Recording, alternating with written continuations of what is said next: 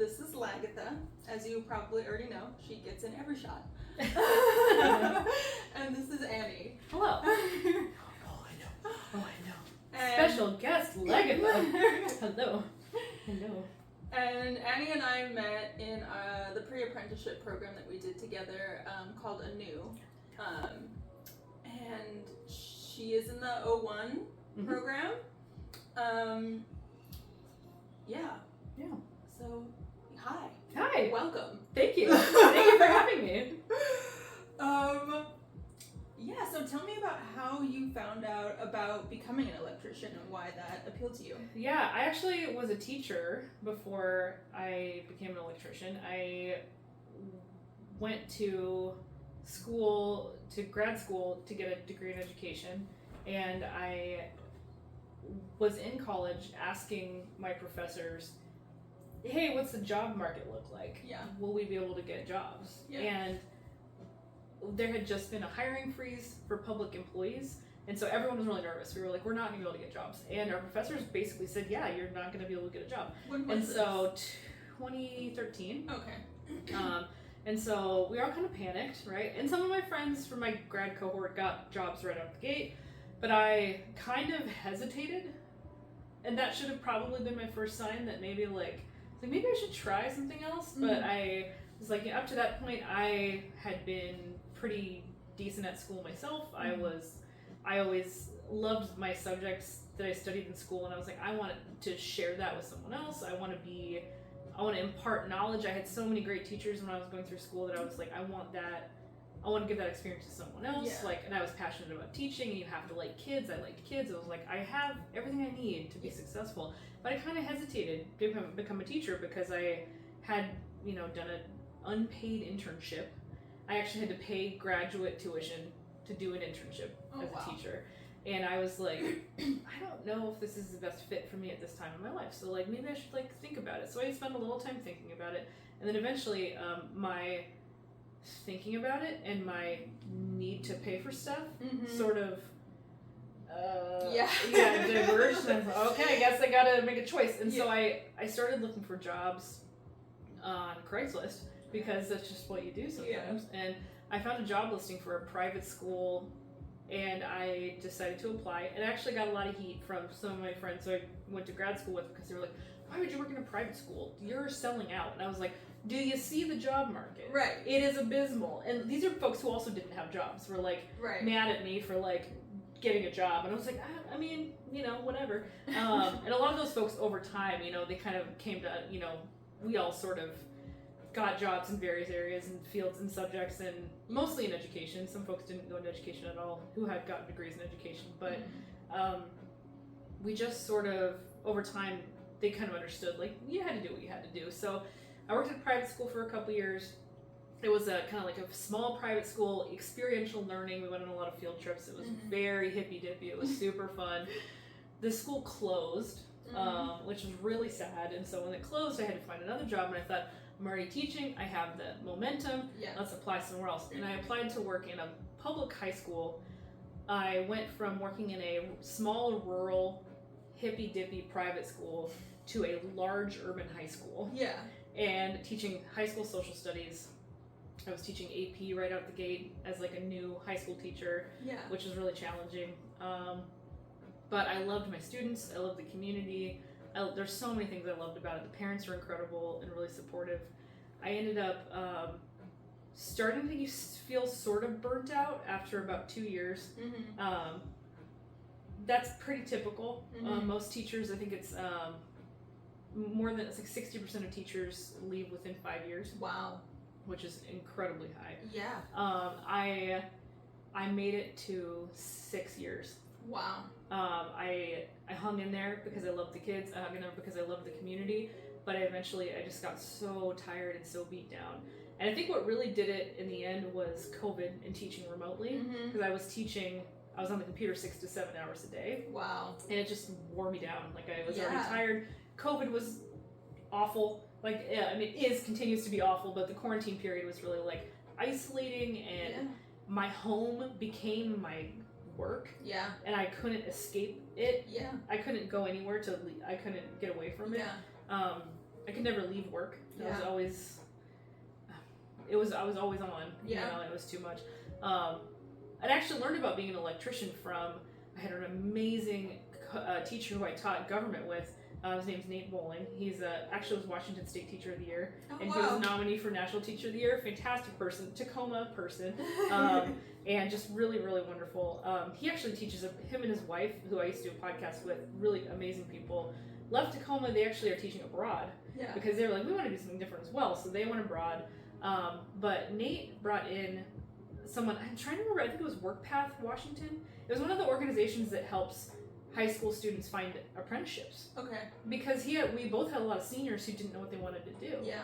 So he brought in this speaker and said, hey, we talked to my students about the trades. And our students were pretty interested. We had several who ended up applying and doing trade work after high school and were really happy with it. But while this presenter was talking, I was on the edge of my seat. Yeah. I was like, why didn't I get any of this information when I was in high school? Why don't I know any of this stuff? This is I was so robbed, right? Like, how did I not know any of this? Yeah. I was told from the time I was really young, you are going to go to college, Mm-hmm. you're good at school, so just keep doing school forever. Mm-hmm. And I just did. I just kept doing school forever. And I would have, my life would have been really different if I hadn't gone on the path I had. So, and I don't think any education's ever wasted, so I definitely had like a good experience figuring out what I wanted to do. Yeah. That was all positive up to that. There's nothing I would change. Maybe some of the heartbreak, maybe some of the grief, you know, like that I would have gone easier on myself and been more forgiving of myself. Like, you can fail, and that is fine. Yeah. You can drive your career off a cliff, Yeah. and that is fine. Yeah. Like, you're gonna be fine. It'll be okay. Yeah. But all of the decisions I made in the past led up to that point, and then I was equipped with information, and I was like, okay, I'm gonna try something different. And it was over the period of a couple of years, I had to like talk myself into leaving education, Mm-hmm. completely changing my career, changing how I saw myself, not just as a worker, but also when you're a teacher. There's this whole thing about teacher identity. Yeah. I am a teacher, that is what I am. Yeah. That you wear so many layers and masks, you have so much, there's so much performativity that comes with being an educator, Mm-hmm. right? Like that you're in front of people all the time, so Yeah. you're performing, you're in front of students all the time, you're performing for their, not just for their needs, but for their, it's also their feedback, how they see you, right? Yeah. There's so much of that exchange going on all the time that when you pump the brakes on it and you stop doing it, Mm-hmm. it's almost like you have this sort of whiplash, Mm. emotional whiplash, psychological whiplash of like an identity crisis. yeah, like who am I? Yeah. You know, and that's what I had to kind of deal with that too. Yeah. On top of everything else. Yeah. So I was like, oh yeah, whatever. It's It's a lot. So yeah, it was. So that's the long version. The long version is that's how I ended up finding out about apprenticeships, and then I looked into it more, and I was like, oh, there are pre-apprenticeship programs where you can kind of reset. And I thought of it as like, I'm gonna reset my life. You know, I'm gonna go do this thing that's completely different. And I'm gonna hit the reset button, and I'm gonna try something. I'm gonna go in a different direction, and so I did, and that was a great experience. Yeah, and that's how we met. Yeah, yeah, yeah. It was a great experience. Kind of grueling. Yeah, kind of. Yeah, because it was just such a, I guess, culture shock. Mm-hmm. In addition to most definitely. Yeah. In addition to it being like intensely physical and like a whole. Like an exposure to a whole different skill set. Yeah. It was just like there was just such a culture shock. I mean, I think especially for people coming from an education background or people who like have spent a lot of time in academia, like it was very jarring. Yeah. I felt it was very jarring. Absolutely. And it was difficult to be in it and not constantly criticize it. Like constantly criticize how it was being facilitated because you're coming from like academia. I know that happened when we were in class. There were times you and I had talked about at the time like I don't necessarily like how this is being done like pedagogically. And yes, exactly. I was like, and then I'm looking around and I'm thinking, who's thinking about anything pedagogically? You just nobody. You just came from work as an educator, and all you thought about all the time was the best methods and the best way to convey knowledge. And like that's your lens, right? You're walking into this room being like, I'm hypercritical of everybody else's educational choices, but then you're like, nobody else is having that same level of like hypercriticism because that's your perspective on it. You know what I mean? So that's totally it. Yeah. And so I had the same thing. I was like, I would plan this differently. If I was an educator and I'm like, well, I'm not an educator anymore. So you have to be the student again. And that's just like, it's like, that was difficult. Yeah. And I think, at least for me, like, it made it more difficult for me to put my, like, surrender to the student role. Yeah. When I had so many, like beefs, frankly, with the way that it was being. Yeah, right. That it was being. Yeah, it's harder to kind of get into that mode of, like, I can sit and learn now. And also when, like, having been an educator and then knowing that, like, there are a lot of educators that I worked with, and there are a lot of educators, like, in education right now, who have sort of a, like, anti-authoritarian streak. It's funny how many anti-authoritarians become teachers. Because, like, they want to help people, but, like, at the end of the day, like, when you're an educator working in any system of education, you are working for the man every night and day, right? Like, it's very much like you are working for a system, and sometimes that system is like built around norms that can be really oppressive to people and are meant to get you to comply, right? And an anti-authoritarian attitude is like, do not comply with the thing. So you end up having this sort of, your personal feeling is like, I should push back against things that I disagree with or think are wrong, but then you're expected to meet the expectations of the system in order to progress and to meet, to go on to your next thing, and to, like, and to be taken seriously, and to be considered professional in this completely new setting that is you've never been in before, and professionalism looks really different in the trades than it does in other careers, and so it's just it was quite an experience. I during and since, I've just been, like, super grateful for the people who were in it with us. Like, absolutely. It was really, like, an ideal mix of personalities. It was great to like get through that experience. Absolutely, I completely agree. That kind of camaraderie, like, and just having that those folks still, like, to reach out to and be part of that community, like, it's been fantastic. And, like, it was so funny. I, like, walked into the orientation, and there was someone else in the room who, like, turned around and was like, do I know you? Mm-hmm. And I was like, yeah, you look really familiar. And it was someone I'd gone to middle school with. Wow. And I was like, sorry, what? And we knew each other from way back. She knew me in my most awkward, most horrible phase of my life. And now she's back. And I think there was something kind of like, something sort of, what's the right word? Like, poetic, I guess might be it. Like, about her being in my life at that, when you're in middle school and you're like immersed in just becoming yourself, who you are, right? And you're very much in that student mode of, like, I'm in the school of life, Mm-hmm. I was back in that seat, that hot seat of, like, being a student again, and then she was also there, and I was like, what? Like, the universe is trying to tell me something. I'm not sure what it is yet, but here we are together again, after all these years. So that's amazing. Yeah, that was really cool. So, what about becoming an electrician, like, appealed to you specifically? I was looking at, I know that at first I was looking at salaries, and I was like, well, I mean, I think I could be an electrician. I think I could make lots of money doing that. And I think that if anyone tells you that that's not a reason why they look at certain jobs, they are lying. Because it's just true. But I think it was also, like, the nature of the work, because I looked at what was involved in all the different, the neat thing about pre-apprenticeship is that we got to kind of look at what all the trades did and see in person what they did and talk to people in those jobs. And that was really, really helpful, because we got to pour concrete and, finish it, and I was like, this is interesting work, but it's not necessarily something I see myself doing for a long time. But the day that we had folks come from the IBEW to talk about being an electrician and to do demonstrations with, like, putting in a circuit, like, building a wall, and, like, making a light come on with a switch, I was so engaged the whole time. And I think it just grabbed my attention, like, this is really cool, and I can see myself enjoying doing it for a long time. And so that was kind of the difference. Like, what are the things that draw me in, right? And what are things that aren't as interesting? And all the things that were more interesting to me were the kind of more, the real highly technical trades, like the, electrician and elevator constructor, things like that. But And those also happen to be some of the higher paid trades, and so that was initially appealing to me. I also really felt like, and this is also, I'm kind of working through this.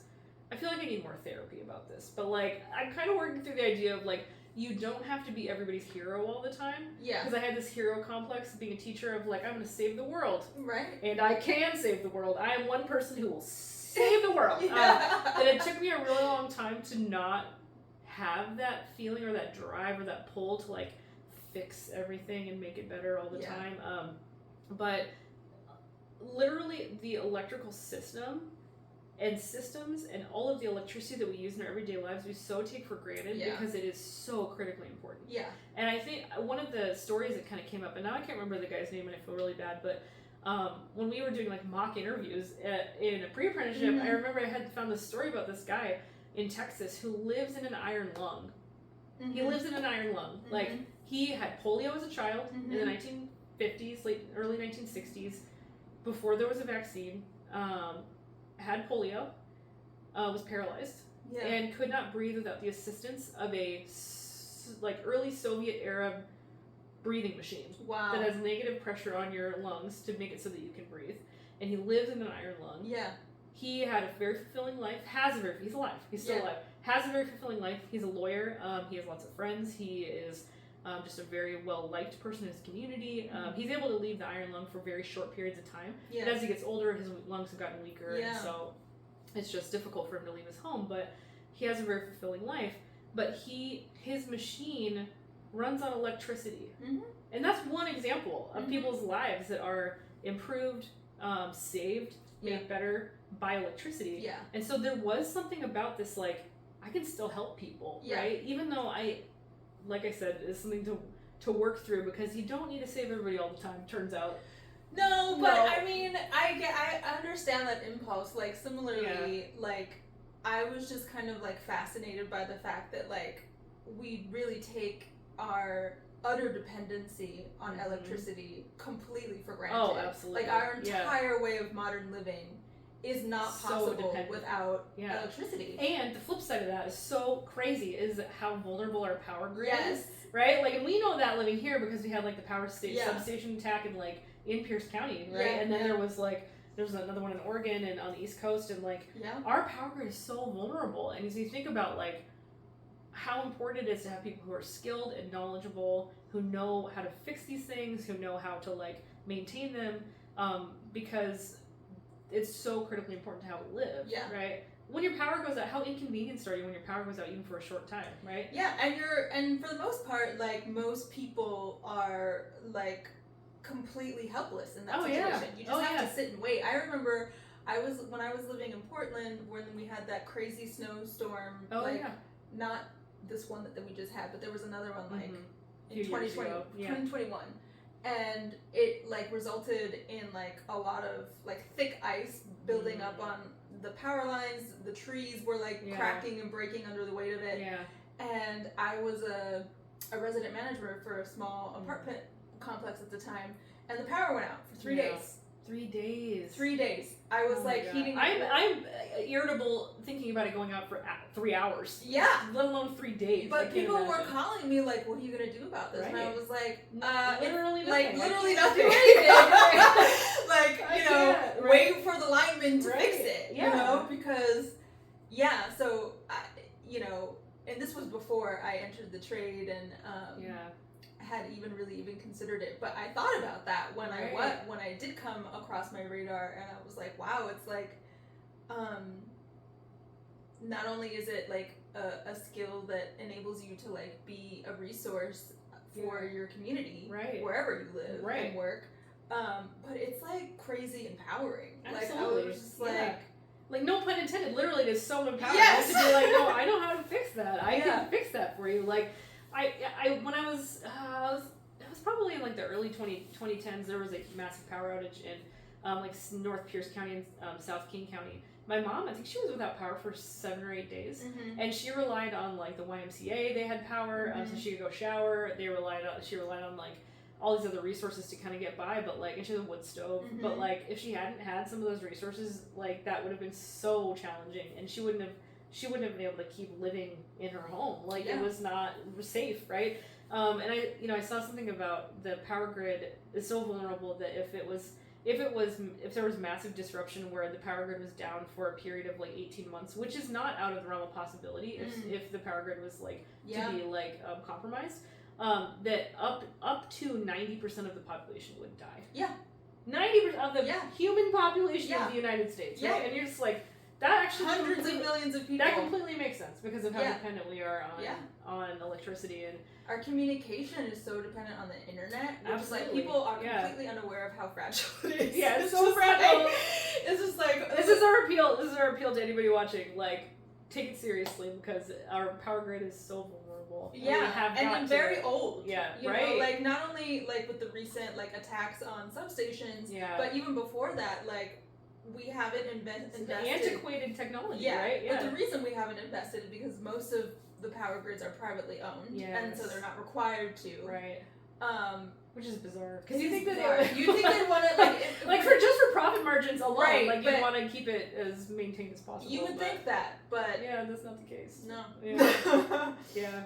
I had to cut a trip short at around the holidays because of a power outage in the north coast of like the Oregon coast because the power went out, and you're on vacation. You're like in like a hotel cabin situation. And you're like, well, there's no way to cook food, or I guess I'm going home. I was in my studio apartment that when the power went out in Portland. I was in my studio apartment with no heat and using my camping stove to heat up water for a cup of noodle for like 3 days. Which is, too much. Minor in the realm of like how bad it could be, but it just, those are the kinds of things that like remind you of like your like material vulnerabilities. Yeah, absolutely. You know? Yeah. So but so talk about how long the process is. How long the process is, and now that, so we're like, we went through a new pre-apprenticeship in fall 2021. In fall 2021. It is now March 2023. Yes. Yeah. And you've been working for how long? Since August. Okay. So I just got my 6-month pay raise in February. Yeah, which is great. Yeah, thank you. Thank you very much. We started the pre-apprenticeship September. Yep. September 2021. We finished at the beginning December 1st. Yeah. December 1st. And then you and I went to the JTC to turn in our applications for the apprenticeship the next day. So we had our certificates and everything. We were like ready. And I think I started working. I actually had a funny thing where I like got a couple of different companies that were like, hey, you want to come work here? And that's one of those things that pre-apprenticeship can really open doors. Like if you're like wanting to get out to work, like you, especially like making contacts with different employers. So like that aspect of it is really, really cool. Just like the networking side of it. So I met some folks who were like, come and work with us. And so I ended up getting a job, a non-union represented job at a warehouse, which some of those are like stockman jobs. Yeah. And if anyone who's watching is not familiar with stockman positions, that's a union represented job. But it was similar work to being a stockman, but it was in a warehouse. And I started that January 6th or January 7th. Yeah. And then I worked there up through the end of August of 2022. Yeah. So from the day I applied, December 1st, to when I went out to work, 9 months about. Yeah. Yeah. And it was, that's actually pretty fast. It is. For the program that I applied for, which is the, Inside Wireman, that was pretty quick. I've heard of people not getting into the program for 18 months or 2 years. Yeah. Yeah. Yeah. So mine was pretty quick, but yeah, and it helped. Pre-apprenticeship helped. It helped that I had other work experience, I think, because when I went into interview, I was prepared and like, just having some life experience. I think that helped me to kind of to have a good interview. But yeah, it was. It felt like a long time. It felt really long. Yeah, it was. Yeah, I remember that time. Yeah, it was a lot of waiting. It was a lot of waiting, and the process is very opaque. So like, there's just like there's waiting, and you're not even really clear on what you're waiting for. Right. Yeah. I did have to take. There were some steps I had to take after I applied. I had to take an aptitude test. Yeah. Yeah, I did the aptitude test, and that was fine. did like once I was actually got off the list and I was going to go into the program, I had to do like a physical, things like that. But there's not like at least for our local, there's not like a physical assessment.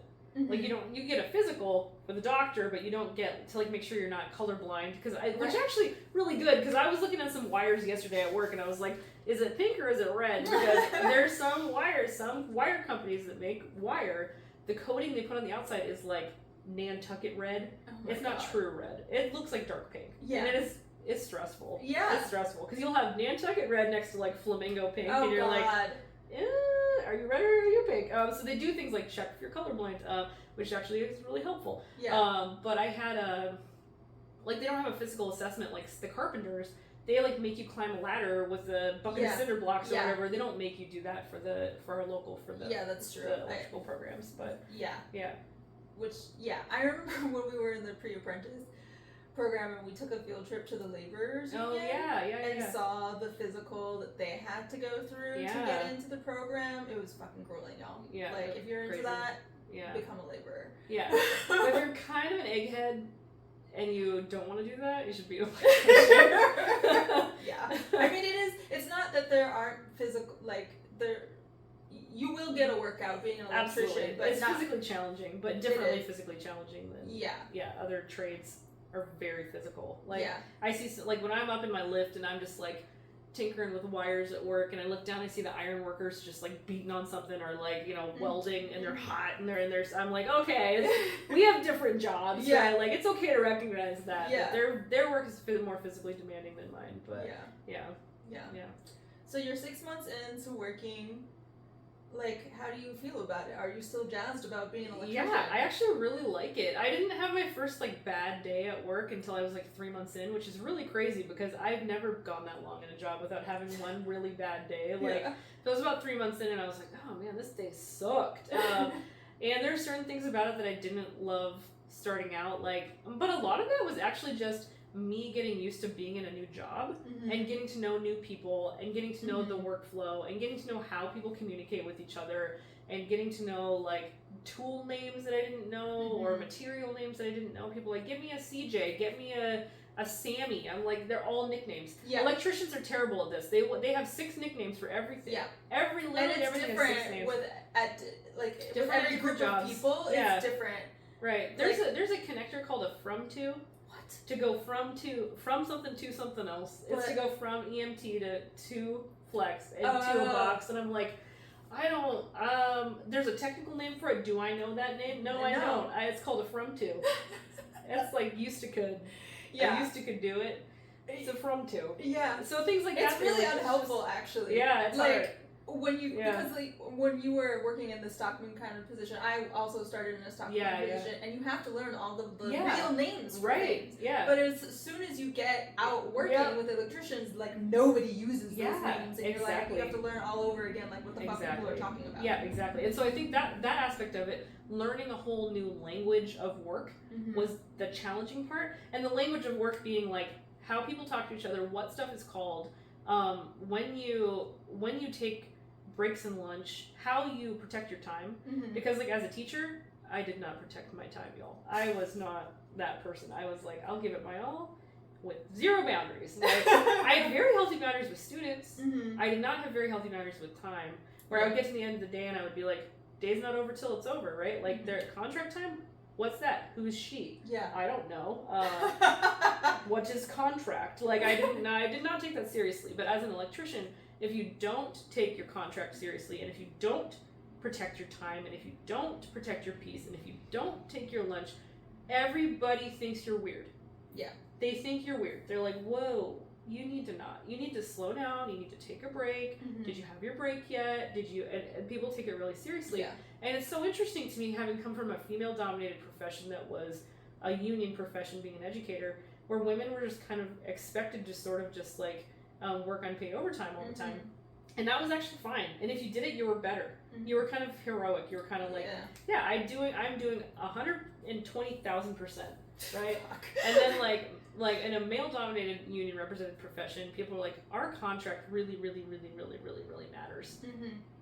A lot. Yeah. So like you cannot violate your contract. Like you have to follow the and the contract. And the way people talk about it is with a kind of pride too. Like, we have these things in our contract to help you have a healthy workplace. Yeah. Right? It's the whole point of a union. Right. And it's just so beautiful. Yeah. It's so beautiful. I love it. Like, it's great. So I do like taking my lunch at the same time every day. Yeah. I do like that. I like that a lot. I like having, because at school, like when I was a teacher, yes, there was a bell that said when lunch started and whatever. But sometimes I would work through my lunch and then I would pick at food, while I was doing other stuff. Yeah. Oh, it's my planning period. I'll just eat whatever. No, when you're an electrician, everybody stops working. People will walk up to you if you're not done working when it's 4 minutes till break time actually begins, and they'll say, "Hey, did you set your alarm? It's break time." And I'm like, I did. I just was still working, and they're like, "You need to not." So it's just that aspect of it's been really interesting. Yeah. Learning the culture of saying no to continuing work when it's time to stop. Yeah. It's a big cultural shift for me. Yeah, for sure. Yeah. I think for a lot of people it would be, because we're just so, I mean that's why like our labor force in this country is so like maligned with union efforts and so like hostile towards union efforts. Yeah. Because like once you understand the power of unions in like making a healthy workplace and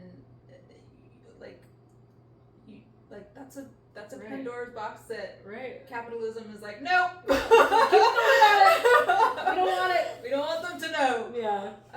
Don't tell the men that we can shapeshift. Yeah. Right? They're going to tell the church. Have you heard that? It was so funny. That's like, don't tell people about unions. It's going to ruin capitalism. But it's like, well, but there's some things about capitalism that don't really work and are like really oppressive. Actually, like the whole system. So like maybe if we have this conversation about like what workers need, because workers are everything's built on the back of workers. Yeah. So yeah, and it's I think that is the beauty of like people learning about the importance of unionizing and labor rights, because it kind of like flips the light bulb on and shifts the perspective. Yeah. And helps people to realize that like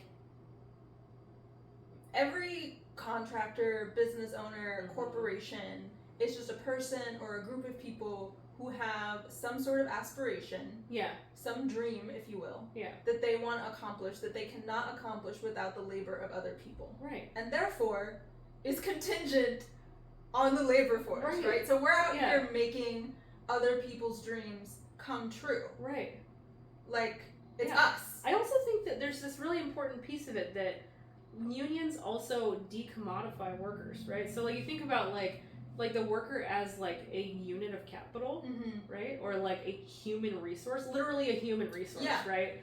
That what the union says is, that's great and all, but that is still a person, right? That's still a person doing the job, right? And so it humanizes workers. Yeah.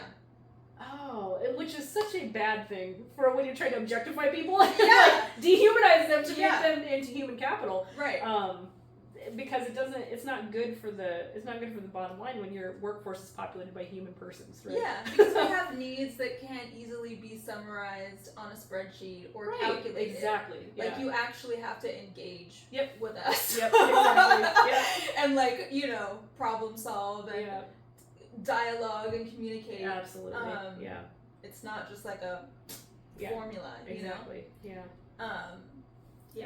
Unionize your workplace wherever you work, especially if you're white collar. Unionize the fuck out of it. Doctors, all you tech people are getting shafted right now because you didn't unionize. Right. And if you have a salaried job, you should still read the fine print of your contract. Because just because you're salaried doesn't mean that you are forced into unpaid overtime for the rest of eternity. Yeah. It's not a thing, right? Like, unionize your workplace and read your contract. Yeah. Yeah. Yeah.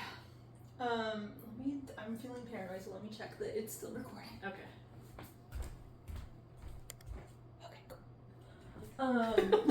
That's like my worst nightmare, to be like in the flow. It's not working. So, is there anything that you wish you knew before you started this career path? I wish I had known that it's okay to grieve the life that you had.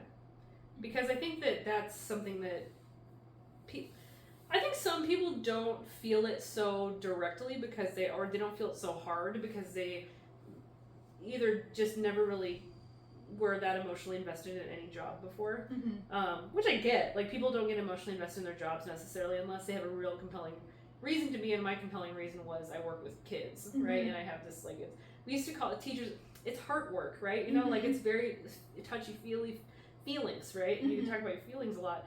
And so I think that there's this, there was this grief process of leaving who I thought I was and becoming someone else. And so I think what I wish I had known was that when you do something completely different, and you completely make over everything in your life, that it might hurt. It might hurt. And you just have to deal with it. And you have to deal with that pain while you are learning all this new stuff. So you have to make space in your brain for it somehow, if you can. And that's a very personal thing that I would say I wish I had known. Some things that depersonalized things that I wish I had known. I wish I had known about some certain resources before I started work. I wish I had known about, like, early on in the process, I wish I had known about some of, like, the classes they offer at the hall, because there are these extra classes that, like, you can just take. Oh, you want to learn about bending conduit? Yeah. If I had known about those months prior to when I did know about them, I would have felt more confident, like, going into a job, right? So some of those resources that are out there that are kind of slept on, like, they're not necessarily, it's not that they're not advertised, it's just that they're sort of advertised internally, or, like, you might not necessarily know about them unless you know someone who knows. And so I wish I'd known about some of those things. I wish I had known that that porta potties are going to be probably, like, your only source of a bathroom. And I feel like I was told that, but I didn't understand it. Right. You know, like, I work on a construction site. It's not like it's just a construction site, right? And I wish I had been more prepared, like, mentally, psychologically, for the daily porta potty. I sometimes leave work and go to a place, like, it's a cafe right across the street. And I buy a coffee to, like, because it's a small business, right? I buy a coffee, but I, like, just to wash my hands with hot water. Just to wash my hands with hot water. And not sanitizer. And not hand sanitizer. And so that's something I wish I had, kind of the actual discomforts of the job. The extreme cold, extreme heat, extreme everything, extreme toilets. Toilets are extreme. Fortunately, our contract has language about, like, if you're a woman, you have access to it. It's like a locked porta potty, and that's really great. Although sometimes our locks go missing. I wish I had known some about those the physical discomforts of the job. I don't know how I would have prepared better, except maybe just given it deeper thought and been, like, prepared emotionally, psychologically for using a pit toilet every day. But, I don't know. I feel like there's other stuff, but it's hard right now to kind of look back on it. I think I'll have more insight about that in a few, 6 months or a year. You know? But what do you think? What do you wish you had known about? Oh my god, so many things. I think, like, I'm still very much jazzed about being an electrician.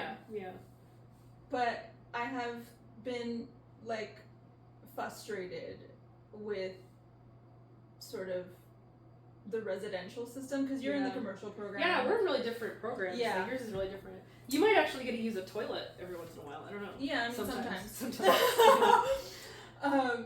But just, like, the way that the union, like, has sort of, like, and the JATC has sort of, like, not even sort of, has neglected the residential program are frustrating.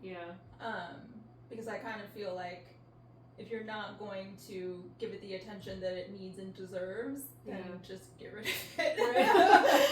You know, like, the curriculum at the JATC for residential is not specific to residential. It's literally just the O1 program cut in half. So there's still a lot of stuff that isn't relevant to us at all.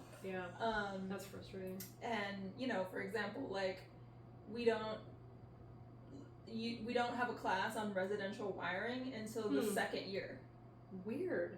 Which makes no sense. It makes sense in the context of commercial, but it doesn't make sense in the context of residential. It's like, that should be one of the first things that we learn, because we actually need that information to, like, be assets at our jobs, and I think that also like contributes to like higher RIF rates in the residential sphere, because we're not getting that immediate like education about that makes us more useful and retainable like right off the bat. You don't have the knowledge right out the gate to be successful. Right. Yeah. So that's frustrating.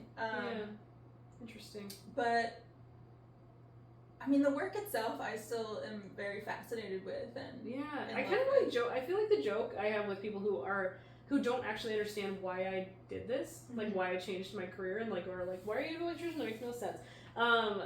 I tell them it's like all of the things you used to love as a kid about building and making stuff, like tinker toys, erector set, just like mud pies, literally anything that you like to make, that you over time were kind of told no, that you had to kind of just grow up, and then you had to do this intellectual work, you had to do this kind of like, we don't dig in the dirt anymore, it's just not a thing we do, like you outgrow it. You don't, and when you get to do it again, it's incredible, and it's kind of life changing, because you're really like, you're engaging in real physical work that brings back this kind of like childlike joy and wonder of like, this is how stuff works, right? And it's empowering, like, like especially when something is like surprisingly and unnecessarily hard, right? Like, which we have a lot in residential, because we're working on oftentimes like old houses that have really weird framing and all kinds of weird shit. Everything's custom.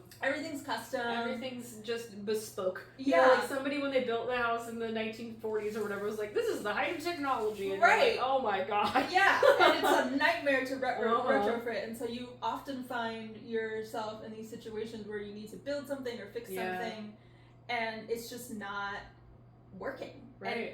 But there's no out. Like, it's a puzzle that you have to solve. Right. Like, no matter how frustrated and pissed off and hurt that you get trying to do this, like, at the end of the day or the end of the project, you have to solve it. Right. And every time that you do, because you do. Right. Yeah, you get there. It's just like, wow. Yeah. I have found like such a source of like endless self-inspiration. I'm Absolutely. like holy shit, I can do it. Yeah. I'm exceedingly capable. You can do all kinds of stuff. I know, my journeyman the other day was like, we were puzzling over how to get, I can't even explain how complicated it was to get this one run. It was MC, which is like armored cable for those people who don't know. It's like wire, but it has like a metal jacket on the outside.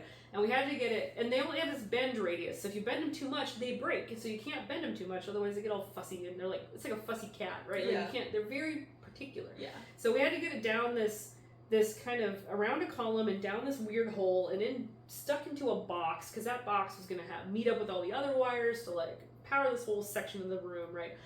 But we had to get it up and around a column, and we're just looking at it for a while, like, how are we going to do that? There's nowhere to secure this wire to the ceiling. There's nowhere to secure it to the wall. And eventually, we kind of just said, well, we got to attach it.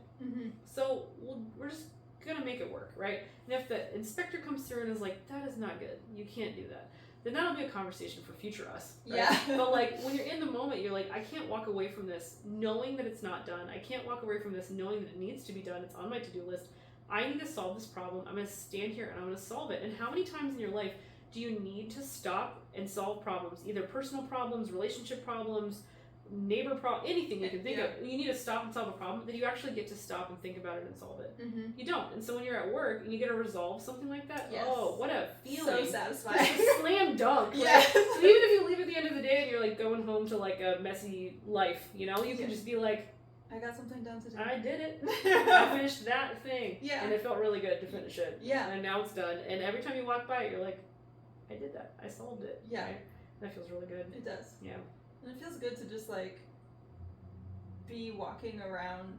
Like, now I look at buildings in a totally different way. Like, every time I go somewhere. Oh yeah, I'm always looking at the ceiling. Yeah, like when I moved in here and I was looking at the electrical here and how it's all on the surface, I'm like, oh, it must be brick walls. This must be like the plaster. That's why it's on the surface. But also the switch is on the wrong side of the wall. Why they put that there? Yeah. You know, like it just like, and it and I wonder like. Well, because I'm working in new construction, the people who describe their jobs like badly. Like I would describe my job as I attach stuff to the ceiling because that's where all the wires go, right? When you're working in commercial. And so I'm in commercial buildings now, and ever I'm in a commercial building, I immediately am like, where's the conduit? Where's the strap? Where's it hanging? Yeah. I want to know where the electricity is. I never used to do that. Yeah. And like now I do it all the time. And like it's funny how humans do this little trick, and you can see it if you go into commercial buildings, is especially if it's like a restaurant or like a cafe, look up, and usually there's a line where the paint stops, and the ceiling, everything above a certain level, it's not lidded. There's not a ceiling. Right. It's painted a dark color. Yeah. Right. And so if you're just a lay person, if you're not thinking about electrical systems at all, you're not going to look up there. You're going to be like, there's a void up there. I don't care about it. Yeah. It doesn't matter to me. But like once you know, you know. Yeah. You can't. And you look at it, and I'm like, you can't that offset looks a little bad. Yeah. You can't not look like. Oh, okay. You want to get like a headlamp, you know? Yeah. And everybody you're with is always like, okay, are you with us? And you're like, I absolutely am not. I'm looking at the ceiling right now because I'm very interested in what's happening up there. Yeah. It's really, I just find that kind of stuff fascinating. Yeah, it's kind of like you take the lid off of this like knowledge, and you're like, oh, this is different. Right? Yeah. Like now I can see the world totally different. Right? Yeah. Yeah. Yeah, it's really cool. I love cool. that about it. Me too. Okay, last question. Okay. I'm ready.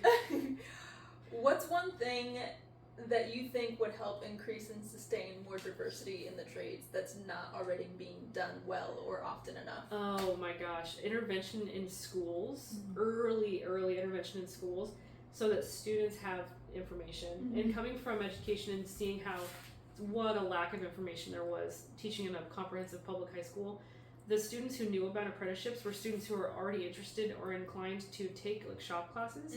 When you're in a public high school and you are of a certain group of students who are like pushed into all maybe advanced classes or AP classes, you may never have a gap in your schedule for something like wood shop or like for auto shop but I really think that a lot of these I think we should have pre-apprenticeship programs in high schools. In every high school should have a pre-apprenticeship program, and it doesn't have to be, it can be made by the school, it doesn't have to be an official thing, but it should be something that, and it may be even part embedded in another class, because there are a lot of schools that have classes like seminar type classes or classes that are like homeroom, right? So maybe an aspect of that is you get to learn about the trades, because I never learned about them when I taught. The only time I ever talked about the trades as a social studies teacher was talking about the history of labor rights and talking about union organizing and union busting and the history of labor, which was part of the curriculum, right? So we were talking about how did labor unions start? How did they interact with the government? How did they interact with businesses? Things like Blair Mountain, right? And all of that was part of our curriculum, right? But it's not built in the sense that that's so abstract, right? It's not built in the sense that students can put their hands on tools, or that they can talk to people in the jobs, or experience what it's like to see what that work is actually like. And just having more of those type of programs, and not just, I'm not talking like how Army recruiters go to the poorest schools and try to get the most desperate kids. That's not what I'm talking about. I'm talking about at every level, because there are students in high income school districts too who have the interest, the knowledge, maybe will be really good in some of these trades, right? Who are not ever given the opportunity or the information, right? Talking about kids at all income levels, in all areas, right? There's just should have access to knowledge, right? And I think having that early and having passionate advocates for the trades, so that students can kind of experience it. And if they experience it and they're like, it's not for me, right? But then they had the information, right? Versus not having it, things getting systematically defunded for years, right? Shop classes, trades classes, all those things disappearing, right? Then having that void of knowledge is not just bad for the trades, not just bad for our industry in particular, but it's also robbing students of opportunities to do things that they could really enjoy and be really good at. And so everybody loses. Everybody loses when we don't have the opportunity or the access. And so I think that's a big piece of it, is early information, early intervention in schools to tell students no, you don't just have to go to college. I was told from the time I was old enough to understand what college was, you're gonna go to college, you're gonna be great at college, right? I mean, and that wasn't the end of the road, but it was your next step is going to college. And I do like learning of all kinds, and I enjoyed college, don't get me wrong, I had a very good experience, extremely positive. but also like I never had the chance to know what the other options were. Yeah. And I know people who've been in the trade since they were 18 years old, right? And they're really happy they made that choice, right? And they're doing really well. And maybe there were opportunities that they didn't get to have because they chose that instead, but that is literally life. Yeah. You literally are making a choice in lieu of another choice, yeah. right? And it sucks sometimes because sometimes you make the wrong one. Yeah. And sometimes you make a decision and then you have to change it, and that's painful, like we talked about. But I don't know, just having opportunities available so that you can see yourself from a young age doing, if you really want people to have, you know, a concept of being able to do anything that you want that's going to play to your strengths, and it's going to be something a career you love, right? Yeah. And obviously with not, you know, knowing that your job is not your identity, right? That you are not your job, right? But doing something that brings you joy, pays the bills, you know, that you enjoy going to work every day, you enjoy the type of problem solving that you're doing, you have a real fulfilling sense of, I don't know, you leave at the end of the day, you feel like you got something done, you fulfilled, that day is done, right? Yeah. I don't know, just to have access to that option would be amazing. Yeah, I think so too. I think it's so important, especially like in those early school years, because you know, your imagination is just so much more like flexible and dynamic, and to have like that information where you can like try to imagine yourself in all these potential scenarios, and see what, you know, feels like it's that you're drawn to or not. Absolutely. I think is so crucial. I mean, I never got this information either, and you know, as first generation, it was just like college is the only option. Yeah, right. You know, we came here for a better future. You have to go to college. Yeah, you gotta go. You don't have a choice, right? And I don't regret college either. But I do wish that I had known. Yeah. You know, because I think my parents never put any. I had a different type of pressure. A lot of the pressure.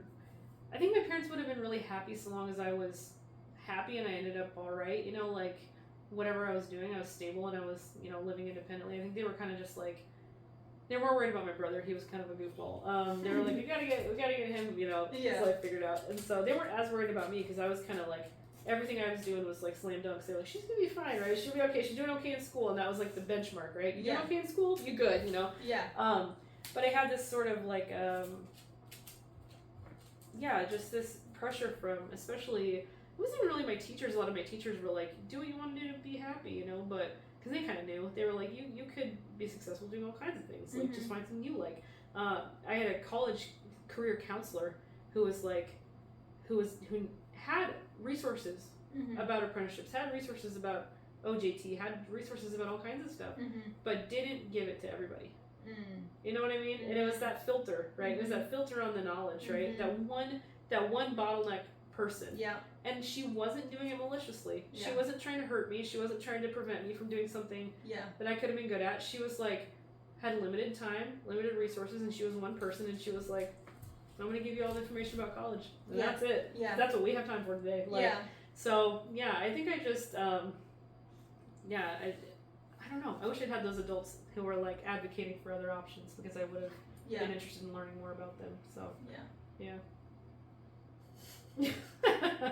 Am I right? Am I right? Yeah. Yeah. Okay. Yeah.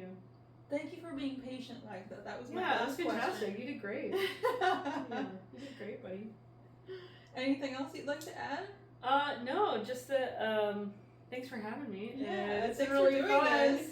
Yeah, I think we should be you know, getting some pressure on our legislators and on, you know, people in power to fund pre-apprenticeships, you know, to fund programs for youth that give them access to information, and you know, like, to kind of fly in the face of like, there's just some bananas stuff going on right now. Like I said before, it's March 2023, right? And there's some states that are trying to lower child labor standards right now. Oh God, yes. Like to the point of like, let's let kids go back to the mines. They earn to be in the slaughterhouses. Yeah. Doing all that stuff, and it's very disturbing. But like, let's fly in the face of that right now and be like, how about we empower young people when they're, you know, of an age when they can like make decisions for their lives, right? And that we protect their safety, right? Let's like give them the opportunities they need to have to make these career choices if they want to go into the trades. You know, just thinking about protecting youth and like giving them good opportunities, right? Yeah.